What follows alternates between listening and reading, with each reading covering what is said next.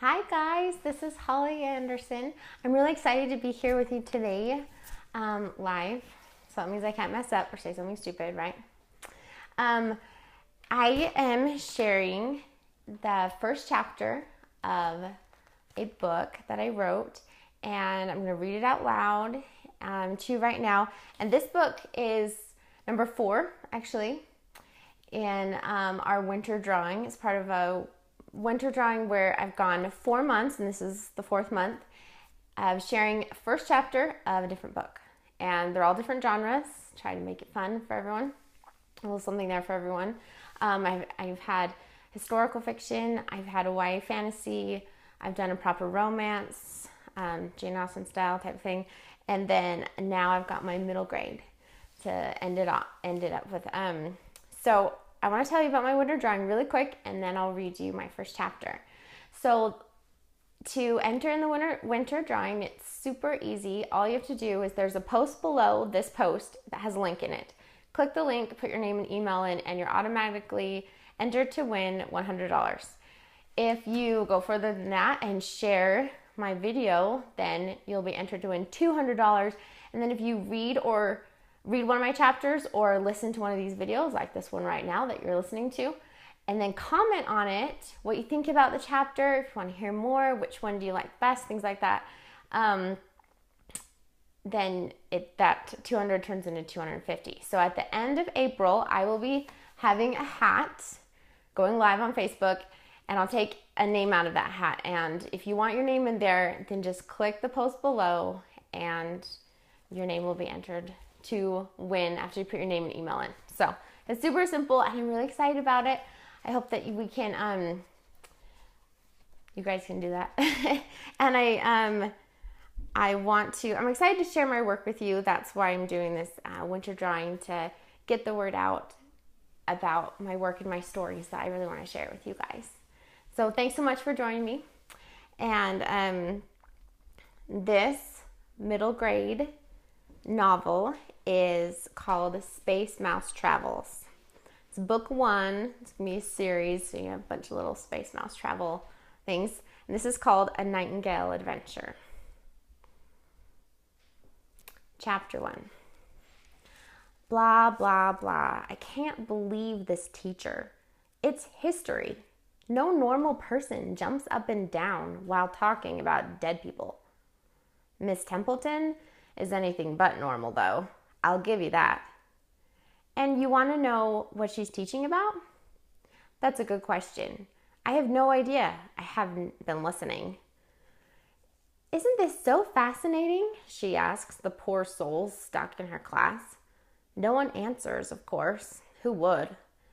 Even if there were a 6th grader who shared her excitement for what happened 200 years ago, he'd never admit it. Tick, tock, tick. The clock goes slower on purpose. It does that just to annoy me. I need to take it off the wall one of these days and check it out. Break it apart in pieces, piece by piece, and see why it takes an hour to finish up the last 15 minutes of class. Who can tell me what the conditions were like in Turkey before the Secretary of War, Sidney Herbert, asked Florence Nightingale for help? She scans the room, tapping her heeled shoe on the floor. Anyone? Benjamin, what about you?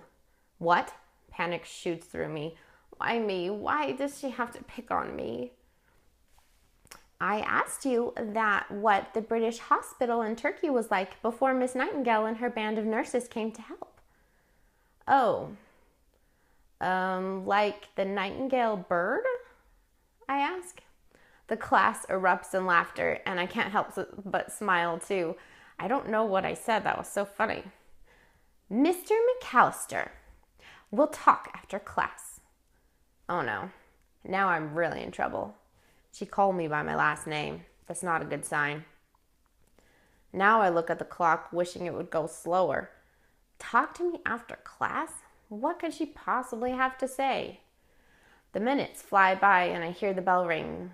Bring, bring, bring. The shuffle of chairs and backpacks drown out Miss Templeton's last words. She's too late. The bell has spoken. I wait till everyone's left the room and slowly walk over to her oversized desk. No one needs to see this. Benjamin, she peers at me with a mixed look of both pity and annoyance. I'm concerned about your grade in my class. You have several missing assignments, and where's your book report that was due today? That alone was worth 50 points. Oh, that? Now the floor is suddenly fascinating. It's amazing what you can discover on the ground while teachers try to talk to you. How long has that smashed bug been there? Ben, I look up. Well, I didn't have time. I had soccer practice and piano lessons, and I had to help my sisters and stuff. I've got lots to do. Benjamin, it seems like you have lots of excuses, but I bet if you made time, you could get it done. I know it's a difficult adjustment with your father and all, but I am sure he would want you to keep up with your studies. What do you think? Can you take an hour out of your busy schedule for your report? A smart guy like you could get it done fast if you make time for it. The awkward silence creates a barrier between us, and I stare at my shoes. I notice one of the laces is loose.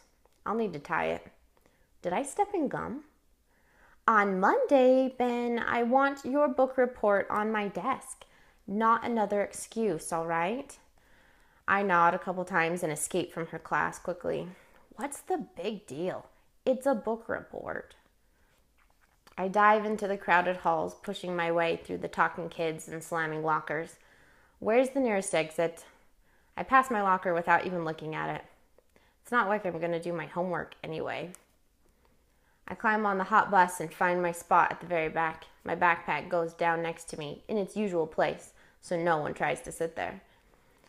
When the bus finally gets to the last stop, my sisters file out behind me. Benny, slow down or I'm telling Mom.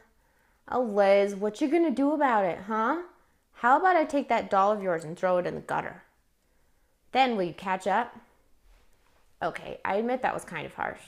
But a sister has to be put in her place. If not, she'll walk all over you. I know.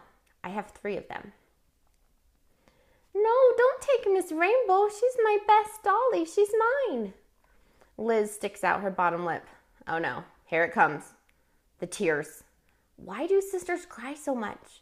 I think girls have more water in them than boys. The water fills up and has no place to go, then has to come out their eyes. Can't you tell the difference between a bluff and a real threat? I say dryly. What? The tears stop abruptly, and she squints her freckled little nose at me. You gotta love 6-year-old logic. Eliza, Holland's voice is always soft when she talks to her baby sister. Ben's not taking your doll. Just try to take bigger steps, okay? Here, hold my hand. We don't want to be too late getting home. Holland is older than me, but just by 18 months, so not much. Sometimes she acts like she's in charge or something. The last thing I need is another person telling me what to do. Oh, I can take bigger steps. Like you, Hall, I can. Eliza grabs for Holland's hand. If I walk faster, will Daddy come back to life? That doesn't make any sense, Eliza. Dad's never coming back, I say. You don't have to yell at her, Ben. She's young. She doesn't know. It's not her fault. Hall is right, I know, but I just grunt and keep walking. Don't listen to Ben, Liz. Paige rolls her dark eyes.